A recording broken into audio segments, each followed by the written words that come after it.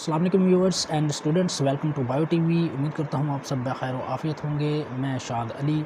پچھلی ویڈیو میں ہم نے بات کی تھی بایولوجی 10th کلاس کے چیپٹر نمبر 10، اس کے جتنے بھی امپورٹنٹ پوائنٹ اور جتنے بھی اہم سوالات تھے بورڈ سے متعلقہ وہ ہم نے سارے ڈسکس کیے تھے۔ آج ہم چیپٹر نمبر 11 کو جو ہے وہ اوور ویو کریں گے، اس کو دیکھیں گے، اس کے اندر تمام جتنے بھی پوائنٹ ہیں اور جتنے بھی امپورٹنٹ شارٹ کویشچنز ہیں بورڈ پوائنٹ آف ویو سے ان کو ہم ویو کریں گے، اور بہت ہی کم وقت میں انشاءاللہ بہت ہی پروڈکٹیو تیاری ہوگی۔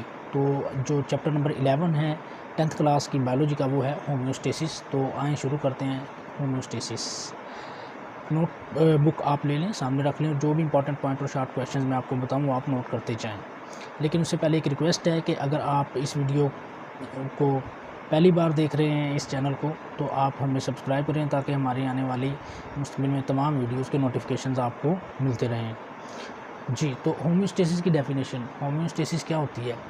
بیرونی ماحول میں تبدیلیوں کے باوجود جسم کے اندرونی ماحول میں توازن اور اعتدال قائم رکھنا ہومیوسٹیسس کہلاتا ہے۔ بیرونی ماحول میں تبدیلیوں کے باوجود جسم کے اندرونی ماحول میں توازن اور اعتدال قائم رکھنا یہ ہومیوسٹیسس کہلاتا ہے۔ اس کی میں سمپل سی آپ کو اگزامپل دیتا ہوں۔ ویدر چینج ہوتے رہتے ہیں، موسم بدلتے رہتے ہیں، سردی آتی ہے، گرمی آتی ہے، لیکن ہماری جو باڈی کا جو انٹرنل ٹمپریچر ہے وہ ہمیشہ سیم رہتا ہے، وہ چینج نہیں ہوتا۔ باہر جو انوائرمنٹ میں تبدیلیاں آ رہی ہیں اس کے اگینسٹ ہماری باڈی جو ہے وہ اپنے ٹمپریچر کو مینٹین رکھتی ہے اور وہ ٹمپریچر چینج نہیں ہوتا۔ سردی آ رہی ہے تو تب بھی انٹرنل ٹمپریچر وہی رہے گا، گرمی آ رہی ہے تو تب بھی وہی رہے گا، جو کہ ہے 37 ڈگری سینٹی گریڈ۔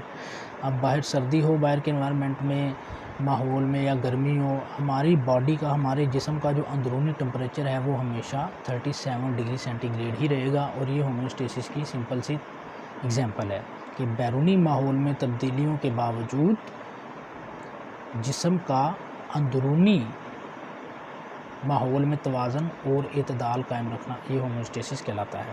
ہومیوسٹیسس کی یہ دو ٹائپس آگے آ جاتی ہیں، اس کی ایک اوسمو ریگولیشن اور ایک تھرمو ریگولیشن۔ یہ اس کی ڈیفینیشنز ہیں اور بورڈ پوائنٹ آف ویو سے بہت ہی امپورٹنٹ شارٹ کویشچن بھی آ جاتے ہیں۔ تو اوسمو ریگولیشن جو ہے وہ ہے پانی اور نمکیات سے ریلیٹڈ۔ جسمانی فلوئڈز میں پانی اور نمکیات کا توازن قائم رکھنا، اس کو ہم کہیں گے اوسمو ریگولیشن۔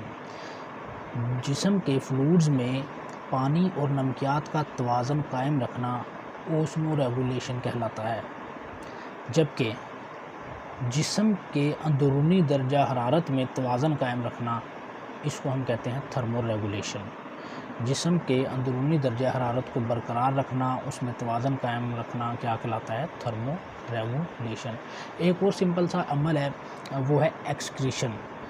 جسم سے فالتو مادوں کا اخراج ایکسکریشن کہلاتا ہے۔ ہم اپنے جسم سے فالتو مادے خارج کرتے ہیں جو کہ ان نیسیسری ہوتے ہیں، تو فالتو مادوں کا جسم سے اخراج وہ ایکسکریشن کہلاتا ہے، اور ایکسکریشن جو ہے یہ بھی ہومیوسٹیسس کا ہی ایک عمل ہے۔ اب باڈی کے انوائرمنٹ کو مینٹین رکھنے کے لیے ایکسکریشن کا عمل جو ہے وہ ہوتا ہے، تو یہ بھی ہومیوسٹیسس کی ایک سمپل اگزامپل کہہ لیں گے، اس کا ایک عمل کہہ رہے ہیں۔ اس کی ڈیفینیشن آپ نے یاد رکھنی ہے، ایکسکریشن، جسم سے فالتو مادوں کا اخراج جو ہے وہ ایکسکریشن کہلاتا ہے۔ اب آگے کچھ پلانٹس کے حوالے سے کچھ ڈیفینیشنز اور ٹرمز ہیں۔ گٹیشن اینڈ ٹرانسپائریشن۔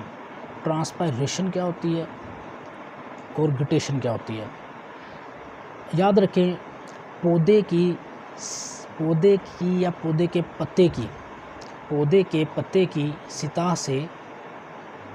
پتے کی سطح سے پانی کا بخارات کی شکل میں خارج ہونا ٹرانسپائریشن کہلاتا ہے۔ پودے کے پتے کی سطح سے پانی کا بخارات کی شکل میں خارج ہونا ٹرانسپائریشن کہلاتا ہے، جبکہ پودے کے کناروں سے پانی کا قطروں کی شکل میں خارج ہونا گٹیشن کہلاتا ہے۔ پودے کے کناروں سے پانی کا قطروں کی شکل میں داخل ہونا گٹیشن کہلاتا ہے۔ اب میں سادہ سی آپ کو مثال دیتا ہوں۔ اب جو پتے گملوں میں لگے ہوتے ہیں یا جو بڑے بڑے پودے ہیں، وہ ان کے جو پتے ہوتے ہیں ان سے پانی جو ہے وہ ٹرانسپائریشن کے ذریعے خارج ہوگا، لیکن جو گھاس ہے آپ نے دیکھا ہوگا اس کے کناروں پہ صبح صبح قطرے آپ نے دیکھا ہوگا ڈراپس آپ کو نظر آئیں گے، یا کچھ پتوں کے کناروں سے ڈراپس جو ہیں وہ ہمیں نظر آ رہے ہوتے ہیں، باریک پتے. تو ان کے کناروں پہ جو وہ پانی کے قطروں کی شکل میں ہمیں پانی نظر آتا ہے، وہ گٹیشن کے ذریعے خارج ہو رہا ہوتا ہے. تو گٹیشن جو ہے وہ گھاس میں ہوتی ہے، گھاس کے جو پتے ہیں وہ گٹیشن کے ذریعے پانی کو خارج کرتے ہیں. اب ایک اور اس میں تیسری جو چیز ہے وہ آ جاتا ہے شبنم اور گٹیشن میں کیا فرق ہے. گٹیشن اور شبنم اس کو کنفیوز کر جاتے ہیں لوگ، لیکن اس کو آپ نے کنفیوز نہیں کرنا. جو گٹیشن ہے آپ کہہ لیں کہ وہ اس میں جو واٹر ویپرز ہیں وہ کنڈینس ہو جاتے ہیں پتے کی سطح کے اوپر. شبنم کیسے بنتی ہے کہ انوائرمنٹ میں موجود جو واٹر ویپرز ہیں، پانی کے بخارات ہیں، وہ کنڈینس ہو جاتے ہیں، کثیف ہو جاتے ہیں پتے کی سطح کے اوپر، اور وہ پانی کے بخارات پانی کے قطرے کی شکل میں پتے کے اوپر ٹھہر جاتے ہیں، جسے ہم کہتے ہیں یہ شبنم ہے. تو شبنم اور گٹیشن میں فرق ہم نے رکھنا ہے. گٹیشن جو ہے وہ پتے کے اندر سے نکل رہا ہے پانی اور قطروں کی شکل میں نکل رہا ہے، جبکہ جو شبنم ہے وہ ماحول سے جو پانی کے بخارات ہیں کنڈینس ہو رہے ہیں اور پتے کی سطح پہ آ رہے ہیں. تو یہ آپ نے یاد رکھنا ہے. نیکسٹ ہے یہ important board point of view سے بہت زیادہ امپورٹنٹ ڈیفینیشنز ہیں جن کو آپ نے ذہن نشین آپ نے کر لینا ہے. کچھ ٹرمز ہیں مزید پلانٹس کے حوالے سے ڈیفینیشن اور ان کی ایگزامپل کے ساتھ. ہائیڈروفائٹس. ہائیڈروفائٹس کیا ہوتے ہیں؟ فائٹس کا مطلب ہوتا ہے پلانٹس. ہائیڈرو جو ہے وہ ریلیٹڈ ہے واٹر سے. ہائیڈروفائٹس پانی میں رہنے والے پودے. وہ پودے جو مکمل یا جزوی طور پر پانی میں رہتے ہوں، وہ پودے جو مکمل یا جزوی طور پر پانی میں رہتے ہوں ان کو ہائیڈروفائٹس کہتے ہیں. کمل جو ہے وہ ان پودوں کی عام مثال ہے. یہ M C Qs point of view سے بھی اہم ہے اور شارٹ کویشچن کے پوائنٹ آف ویو سے بھی. اب جو پودا پانی میں رہتا ہو کیا اس کو پانی کی کمی ہو سکتی ہے؟ بالکل بھی نہیں. تو جو ہائیڈروفائٹس ہیں ان کو کبھی بھی پانی کی کمی نہیں ہوتی. جو دوسرے ہیں پلانٹس وہ ہیں زیروفائٹس. زیروفائٹس جو ہیں یہ ایسے پلانٹس ہیں، ایسے پودے ہیں جو خشکی پہ رہتے ہیں. یہ خشکی پہ رہنے والے پلانٹس ہیں. ان میں پانی کی کمی رہتی ہے اور ان کو پانی کی ضرورت ہمیشہ رہتی ہے. ان کی جو مثال ہے وہ ہے کیکٹس ایگزامپل. ان کی جو پلانٹ ہے، ان میں جو پلانٹ آ جاتے ہیں وہ ہیں کیکٹس.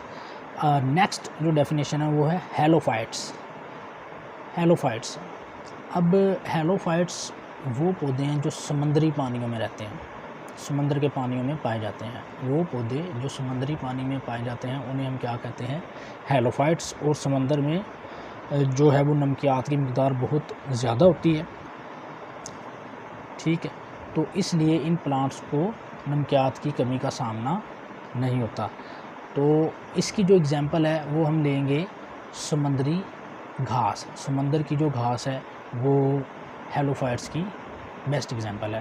تو یہ تینوں ڈیفینیشنز بھی بہت امپورٹنٹ ہیں، ہائیڈروفائٹس، زیروفائٹس اینڈ ہیلوفائٹس ود ایگزامپلس. یہ آپ نے یاد رکھ لینی ہے، ذہن نشین کر لینی ہے. نیکسٹ جو ہے انسان کی بات کرتے ہیں کہ انسان میں ہومیوسٹیسس کے لیے کون سے آرگنز موجود ہیں. انسان میں ہومیوسٹیسس کے لیے جو آرگنز ہیں یہ آپ نے اپنے ذہن میں یاد رکھنے ہیں. وہ ہے جلد، سکن جو ہے ہماری، پھر اس کے بعد آ جاتے ہیں ہمارے پھیپھڑے، پھر اس کے بعد آ جاتی ہے ہماری کڈنیز. یہ وہ آرگنز ہیں جو کہ انسان میں ہومیوسٹیسس کا کام کرتے ہیں. اب جلد کیا کرتی ہے؟ جلد آپ کو پتہ ہے جلد پہ ہمیں پسینہ آتا ہے بہت زیادہ، ٹھیک ہے، اور ہماری جو جلد ہے اس میں بہت چھوٹے چھوٹے پورز بھی ہوتے ہیں. تو جلد جو ہے وہ جسم کا درجہ حرارت برقرار رکھتی ہے، ٹھیک ہے، اور فالتو پانی اور نمکیات جو ہے جسم سے وہ نکالتی ہے. پسینہ ہمیں آتا ہے، پانی بھی نکل جاتا ہے جلد کے ذریعے، نمکیات بھی جلد کے ذریعے نکل جاتے ہیں. تو یہ فنکشن آپ نے ہر ایک کا یاد رکھنا آ جاتا ہے. جلد کا کیا کردار ہے، شارٹ فنکشن آپ نے یاد رکھنا ہے. جلد کیا کرتی ہے؟ پہلے تو تینوں نام یاد رکھیں کہ انسان میں ہومیوسٹیسس کے لیے کون سے آرگنز ہیں. کون سے آرگنز آ جاتے ہیں؟ پھیپھڑے، جلد اور کڈنی یعنی گردے. تو جلد کیا کرتی ہے؟ جلد جو ہے وہ جسم کا درجہ حرارت برقرار رکھتی ہے اور فالتو پانی اور نمکیات کو جسم سے خارج کرتی ہے. اب اس کے بعد جو ہے پھیپھڑے کیا کرتے ہیں؟ یہ ہم نے چیپٹر نمبر 10 میں جو ہے وہ اس کی ڈسکشن کی تھی کہ پھیپھڑے کیسے تنفس کا عمل ہوتا ہے، کس طرح یہ کام کرتے ہیں، انسپیریشن اور ایکسپیریشن وغیرہ، وہ آپ اس کو دیکھیے گا۔ چیپٹر نمبر 10 کے جو ہم نے وہ ریویو کیا تھا، اس کے جو شارٹ کویشچن، ساری ڈیٹیل اور تفصیلات، اس ویڈیو کا جو لنک ہے وہ میں ڈسکرپشن میں شیئر کر دوں گا، آپ یہ ویڈیو دیکھنے کے بعد اس ویڈیو کو بھی ویو کر سکتے ہیں، تاکہ آپ کو پتہ چلے کہ ہم نے پچھلے چیپٹر میں کیا دیکھا تھا۔ اس کے بعد ہے جی جو پھیپھڑے کیا کرتے ہیں، جسم سے جو زائد کاربن ڈائی آکسائڈ ہے اس کو باہر نکال کے جسم میں اس کی جو مقدار ہے اس میں ایک اعتدال قائم کرتے ہیں۔ پھر اس کے بعد آ جاتے ہیں گردے۔ گردے کیا کرتے ہیں، یہ خون سے، گردوں کا جو کام ہے خون سے زائد پانی، نمکیات اور یورک ایسڈ وغیرہ نکالتے ہیں، ٹھیک ہے، اور پیشاب بنانے کا کام کرتے ہیں۔ تو یہ 3 آرگنز ہیں، یہ 3 آرگنز جو ہیں انسان میں ہومیوسٹیسس کا کام کرتے ہیں، یہ آپ کو پتہ ہونا چاہیے۔ اس کے بعد جی انسان کا جو یورینری سسٹم ہے اس میں 2 گردے ہیں۔ اب گردے کی لمبائی، گردے کی چوڑائی، یہ آپ کو پتہ ہونا چاہیے، گردے کا وزن، یہ چیزیں آپ کو پتہ ہونی چاہیے۔ شارٹ کویشچن MCQs کے پوائنٹ آف ویو سے امپورٹنٹ ہے۔ ہر گردے کی جو لمبائی ہے وہ 10 سینٹی میٹر ہے، 5 سینٹی میٹر چوڑائی ہے اور 4 سینٹی میٹر جو ہے وہ اس کی موٹائی ہے، اور 20 گرام جو ہے 120 گرام جو ہے وہ کیا ہے گردے کا وزن ہوتا ہے، ٹھیک ہے، یہ چیزیں آپ نے دیکھنی ہیں۔ اب اس کے بعد گردہ جو ہے کڈنی، اس کا کام کیا ہوتا ہے، یہ کیا کرتا ہے، اس کا فنکشن کیا ہے، اس کا فنکشن ہے پیشاب بنانا۔ گردے کا جو کام ہے وہ ہے پیشاب بنانا۔ اب گردے کی جو فعلیاتی اکائی ہے اسے کیا کہتے ہیں، نیفرون۔ نیفرون کسے کہتے ہیں، گردے کی فعلیاتی اکائی کو نیفرون کہتے ہیں، گردے کی فعلیاتی اکائی کو نیفرون کہتے ہیں، ٹھیک ہے جی۔ نیفرون کی جو ہے وہ لیبل ڈایاگرام آپ کو بنانی آنی چاہیے، وہ آپ اس کو ویو کر سکتے ہیں گوگل سے سرچ کر کے، اس کو دیکھ کے اس کا اسکیچ اور اس کو لیبل کر سکتے ہیں۔ جو کڈنی ہے اس کی ڈایاگرام آپ کو بنانی آنی چاہیے، اس کی ڈایاگرام آپ بنا سکتے ہیں، اس کو لیبل کر سکتے ہیں، اس کے پارٹس جو ہے وہ آپ کو پتہ ہوں کہ کیا اس میں کون سا جو ہے وہ کس پارٹ کا جو ہے وہ کیا نام ہے، یہ لیبلنگ آپ کو آنی چاہیے۔ یہ دونوں بہت اہم ہیں، نیفرون اور کڈنی کی جو ڈایاگرام، لیبل ڈایاگرام ہے، اس کی آپ نے پریکٹس کرنی ہے۔ اچھا جی، گردے کا کیا فعل ہے، گردے کا فعل ہے پیشاب بنانا۔ گردے کا کیا فعل ہے، ان شارٹ پیشاب بنانا۔ اب آگے یہ جو عمل ہے پیشاب بنانے کا عمل 3 مراحل پر مشتمل ہے۔ کتنے مراحل پر مشتمل ہے، 3 مراحل پر مشتمل ہے۔ پہلا مرحلہ ہے فلٹریشن، یہ مراحل آپ نے یاد رکھ لینے ہیں۔ پہلا کیا ہے، فلٹریشن، پہلا کیا ہے فلٹریشن، اور دوسرا کیا ہے سلیکٹیو ری ایبزارپشن، سلیکٹیو ری ایبزارپشن، اور جو تیسرا مرحلہ ہے وہ ہے ٹیبیولر سیکریشنز۔ یہ 3 مرحلے جو ہے وہ پیشاب بنانے کے ہیں۔ یہ شارٹ کویشچن بھی آ جاتا ہے تو یہ آپ نے اپنے ذہن میں یاد رکھ لینا ہے۔ یہ تینوں مرحلے مکمل ہو جاتے ہیں تو ایک فلٹریٹ حاصل ہوتا ہے جس کو ہم کہتے ہیں پیشاب، اور وہ ہماری باڈی کے ذریعے باہر خارج کر دیا جاتا ہے۔ اب گردے جو ہیں، ایک اور بات آپ نے یاد رکھنی ہے، یہ اوسمو ریگولیٹری فیل جو ہے وہ پلے کرتے ہیں۔ یہ جسم کے اندر پانی اور نمکیات کی مقدار کو جو ہے وہ توازن میں رکھتے ہیں، یعنی کہ یہ اوسمو ریگولیشن میں کافی کردار ادا کرتے ہیں، تو اسی لیے ان کا اوسمو ریگولیٹری فیل جو ہے وہ بہت اہم ہے۔ یہ سوال بھی آ جاتا ہے کہ گردے کا اوسمو ریگولیٹری فیل کیا ہے۔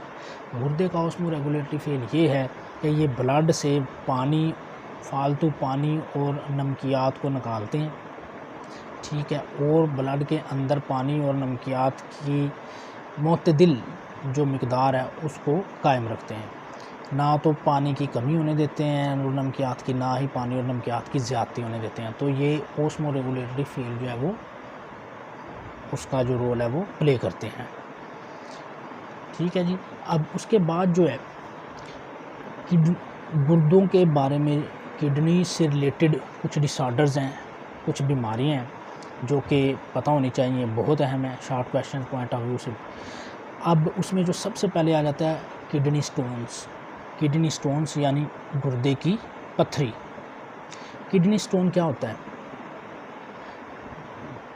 جب پیشاب گاڑھا ہو جاتا ہے تو اس میں بہت سارے نمکیات جو ہیں وہ کرسٹلز کی شکل اختیار کر جاتے ہیں. ان نمکیات میں کیلشیم آکزالیٹ ہے، ان میں آکزالیٹ ہے، کیلشیم ہے، پوٹاشیم ہے، امونیم فاسفیٹ ہے، یورک ایسڈ ہے. یہ سارے جو نمکیات ہیں یہ کرسٹلز کی شکل اختیار کر کے گردے میں اکٹھے ہو جاتے ہیں اور پیشاب کے راستے سے یہ گزر نہیں سکتے، جن کو ہم کہتے ہیں کڈنی سٹونز یا گردے کی پتھری. ان کو ہم کیا کہتے ہیں؟ کڈنی سٹونز یا گردے کی پتھری. اب ایک تو یہ آ جاتا ہے کہ کڈنی سٹونز کیا ہے، گردے کی پتھری سے کیا مراد ہے. پھر یہ آ جاتا ہے کہ گردے کی پتھری بننے کی یا کڈنی سٹونز بننے کی جو ہے وجوہات کیا ہے. تو اس میں سب سے بڑی وجہ جو ہے وہ ایج ہے، عمر ہے. پھر اس کے بعد آ جاتی ہے غذا، جو ڈائٹ ہم کھاتے ہیں وہ کس طرح کی ہم کھا رہے ہیں. پھر یورینری نالیاں بعض اوقات بہت بریک ہو جاتی ہیں، ان میں جو ہے کیلشیم وغیرہ اکٹھا ہوتا رہتا ہے تو وہ کرسٹلز اور پتھری کی شکل اختیار کر دیتا ہے. یا پھر کم پانی پینا اور زیادہ الکوہل یوز کرنا بھی کڈنی سٹون اور گردے کی پتھری پیدا کر سکتا ہے. تو یہ وجوہات بھی آپ نے نوٹ کر لینی ہے کہ گردے کی پتھری کی بننے کی کیا وجوہات ہیں، یہ آپ نے نوٹ کرنی ہے. اب اس کے بعد اس کا علاج کیا ہے؟ اس کا علاج ہے زیادہ سے زیادہ پانی پینا. اگر آپ زیادہ سے زیادہ پانی پیتے ہیں تو 90% جو پتھریاں ہوتی ہیں وہ پیشاب کے راستے ٹوٹ کر باہر نکل جاتی ہیں، اور جو نہیں نکل سکتی اس کا پھر علاج کرنا پڑتا ہے. تو اس کا علاج کیا ہے؟ اس کا جو علاج ہے وہ ہے لیتھوٹرپسی. یہ ڈیفینیشن آ جاتی ہے. شعاؤں کے ذریعے گردے کی پتھری کا علاج لیتھوٹرپسی کہلاتا ہے. لیتھوٹرپسی سے کیا مراد ہے؟ What is لیتھوٹرپسی؟ شعاؤں کے ذریعے، ریڈیشنز کے ذریعے گردے کی پتھری کا جو علاج ہے، گردے کی پتھری کو نکالنے کا جو طریقہ ہے اس کو لیتھوٹرپسی کہتے ہیں. گردے کی پتھری نکالنے کا جو ایک اور طریقہ ہے وہ ہے سرجری. سرجری کے ذریعے بھی گردے کی پتھری کو نکالا جا سکتا ہے. اس کے بعد ڈیفینیشن آ جاتی ہے کہ گردوں کے بیکار ہو جانے سے کیا مراد ہے، یا کڈنی فیلئر سے کیا مراد ہے. اس کو رینل فیلئر بھی بولتے ہیں. ایک بات یاد رکھیں، کچھ ٹرم ہیں بایولوجی میں جو کہ آپ کو پتہ ہونا چاہیے کس سے ریلیٹڈ ہے. اگر ورڈ آ جاتا ہے رینل تو اس کا مطلب یہ ہے کہ کڈنی کے بارے میں بات ہو رہی ہے. اگر ورڈ آ جاتا ہے آپٹیکل تو اس کا مطلب یہ ہے کہ آئیز اور لینزز کے بارے میں بات ہو رہی ہے. اگر ورڈ ساتھ میں آ جاتا ہے پلمونری تو اس کا مطلب یہ ہے لنگز کے بارے میں بات ہو رہی ہے. اگر ورڈ ساتھ میں آ جاتا ہے کارڈک تو اس کا مطلب ہے کہ دل کے بارے میں یا دل سے متعلقہ بیماریوں کے بارے میں بات ہو رہی ہے. تو یہ کچھ بایولوجی کے ٹرمز ہیں. تو کویشچن کی طرف آتے ہیں، گردوں کا بیکار ہو جانے سے کیا مراد ہے. اب گردوں کا کام کرنا چھوڑ جانا، گردوں کے افعال میں مکمل یا جزوی ناکامی کو گردوں کا بیکار ہو جانا کہتے ہیں. یعنی کہ گردے جب اپنا کام کرنا چھوڑ جائیں تو اس کو ہم کہتے ہیں گردوں کا بیکار ہو جانا. تو گردوں کے بیکار ہو جانے کی جو وجہ ہے وہ اس میں ہائپر ٹینشن بھی ہو سکتی ہے اور اس میں ڈائبٹیز ملیٹس بھی ہو سکتی ہے. اب اس کے بعد اس کا کیا علاج کر سکتے ہیں ہم؟ اس کے دو طریقے ہیں. ایک تو ہے ڈائلیسس کر سکتے ہیں. جب گردہ ہی بیکار ہو گیا ہے، جب وہ فلٹر ہی نہیں کر پائے گا، جب وہ پیشاب ہی نہیں بنا پائے گا، تو پھر ظاہری بات ہے بلڈ کو فلٹر کرنے کے لیے ہمیں آرٹیفیشل طریقہ اپنانا پڑے گا جس کو ہم کہتے ہیں ڈائلیسس. ایک تو طریقہ ڈائلیسس ہے اور دوسرا طریقہ ہے کڈنی ٹرانسپلانٹ. تو پہلے ہم دیکھتے ہیں ڈائلیسس کیا ہوتا ہے، اس کی ڈیفینیشن دیکھتے ہیں. مصنوعی طریقے سے خون کی صفائی کو ڈائلیسس کہتے ہیں. مصنوعی طریقے سے خون کی صفائی کو ڈائلیسس کہتے ہیں. یہ دو طرح کا ہوتا ہے، ایک پیریٹونیل ڈائلیسس ہے اور ایک ہیمو ڈائلیسس ہے. ہیمو ڈائلیسس، اب ڈائلیسس جو ہے اس میں ہم کیا کرتے ہیں، جو پیریٹونیل ڈائلیسس ہے، ڈائلیسس کے پیریٹونیل طریقے میں ایک ڈائلیسس فلوڈ ہوتا ہے جس کو مقررہ وقت کے لیے پیریٹونیل کیویٹی جو کہ ہمارے پیٹ کے اندر کی جو جگہ ہے جہاں پہ گٹ وغیرہ موجود ہے، ایلیمنٹری کنال والا موجود ہے، وہاں پہ جو ہے وہ ڈائلیسس کے اس طریقے میں ڈائلیسس فلوڈ لیتے ہیں ہم اور اس کو مقررہ وقت کے لیے ہم پیریٹونیل کیویٹی میں پمپ کر دیتے ہیں. ٹھیک ہے، اور وہاں سے جو ہے پھر اس فلوڈ سے جو نمکیات اور پانی وغیرہ جو ہے وہ فلوڈ جو ہے وہ اس بلڈ سے اپنے اندر شامل کر لیتا ہے اور وہ پھر باڈی سے باہر نکال دیتا ہے. جبکہ جو ہیمو ڈائلیسس ہے اس میں مریض کا خون ایک مشین سے گزارا جاتا ہے, اپریٹس سے گزارا جاتا ہے. اس مشین کو کہتے ہیں ڈائلائزر. وہ مشین جو ہے وہ اس مشین سے جو خون گزرتا جاتا ہے اور وہ خون جو ہے وہ صاف ہوتا جاتا ہے اور واپس مریض کی باڈی کے اندر داخل ہوتا رہتا ہے. تو یہ آپ نے یاد رکھنا. ڈائلیسس کیا ہوتا ہے؟ مصنوعی طریقے سے خون کی صفائی. اس کی ٹائپس یاد رکھنی ہیں, 2 ہوتی ہیں ٹائپس, ٹھیک ہے جی. اور ڈائلائزر کیا ہوتا ہے؟ ڈائلیسس کرنے کی جو مشین ہے اس کو ڈائلائزر کہتے ہیں. اس کے بعد جو گردوں کے بیکار ہو جانے کا جو دوسرا علاج ہے وہ کڈنی ٹرانسپلانٹ, یعنی کہ گردے کا بالکل ہی تبدیل کر دینا. جیسا کہ اگر کسی کا گردہ ناکارہ ہو گیا ہے تو ہم کسی عزیز رشتہ دار کا جو ہے وہ ٹیسٹ کریں گے کہ اگر اس کا گردہ جو اس کی جو مطابقت ملتی ہے مریض کے ساتھ تو ہم اس کو اس مریض کے گردے سے ایکسچینج کر دیتے ہیں. تو اس میں کیا ہوتا ہے کہ اگر ڈائلائسس کام نہ کرے تو پھر ہمیں گردہ چینج کرنا پڑتا ہے. اب اس میں کیا ہوتا ہے کہ ایک تو یہ بہت مشکل سے ملتا ہے کوئی ڈونر کہ جس نے گردہ دینا ہو, ٹھیک ہے. لیکن یہ ضروری نہیں کہ جو گردہ دینے والا زندہ ہو, وہ مردہ بھی ہو سکتا ہے. کسی مردہ بندے کا بھی گردہ جو ہے وہ بھی ہم یوز کر سکتے ہیں, اس کو بھی استعمال میں لا سکتے ہیں. یا اگر کوئی ڈونیشن کرنا چاہے کوئی رشتہ دار تو اس کا گردہ بھی لگا سکتے ہیں. لیکن اس سے پہلے ہم مطابقت چیک کرتے ہیں کہ کیا یہ گردہ مریض کا جو باڈی ہے وہ اس کو ایکسیپٹ کر لے گی. اس کے لیے ہم بلڈ ٹیسٹ وغیرہ کرتے ہیں, مختلف ٹیسٹ وغیرہ کیے جاتے ہیں, ٹھیک ہے. پھر جا کے ہمیں اگر تسلی بخش رزلٹ ملتے ہیں تو پھر ہم کڈنی ٹرانسپلانٹ جو ہے وہ کر دیتے ہیں. ایک مریض کا گردہ جو ہے وہ صحت مند گردے کے ساتھ تبدیل کر دیا جاتا ہے. لیکن اس کے بہت سارے مسائل ہیں, بہت ساری پیچیدگیاں ہیں.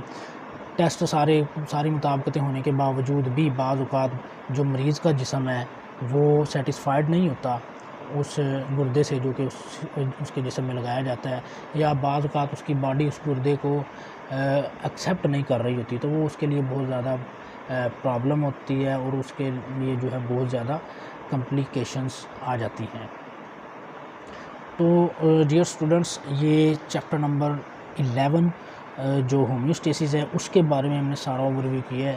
اس میں جو بھی جتنے بھی امپورٹنٹ پوائنٹ اور شارٹ کویشچنز تھے جو میں نے آپ کے سامنے رکھے ہیں, اگر آپ ان کو نوٹ کرتے ہیں, انہیں یاد کرتے ہیں, تو میں آپ کو یقین سے کہہ سکتا ہوں آپ A+ گریڈ جو ہے وہ لے سکتے ہیں. صرف محنت کی ضرورت ہے. نیکسٹ ویڈیو میں انشاءاللہ چیپٹر نمبر 12 کے ساتھ 10th کلاس بایولوجی کے چیپٹر 12 کے ساتھ آپ کی خدمت میں حاضر ہوں گا. تو آپ سے ریکویسٹ پھر وہی ہے کہ آپ اس ویڈیو کو اپنے دوستوں کے ساتھ, دوسرے اسٹوڈنٹس کے ساتھ شیئر کریں. نالج جو ہے وہ شیئرنگ سے بڑھتا ہے. اس ویڈیو کو زیادہ سے زیادہ شیئر کریں, ہمیں سپورٹ کریں اور بایو ٹی وی کو جو ہے وہ سبسکرائب کریں تاکہ ہمارے آنے والی تمام ویڈیوز جو مستقبل میں ہم بنائیں وہ اس کے تمام نوٹیفیکیشنز آپ کو مل سکیں اور ہمارا اور آپ کا جو ہے وہ بھلا ہو سکے.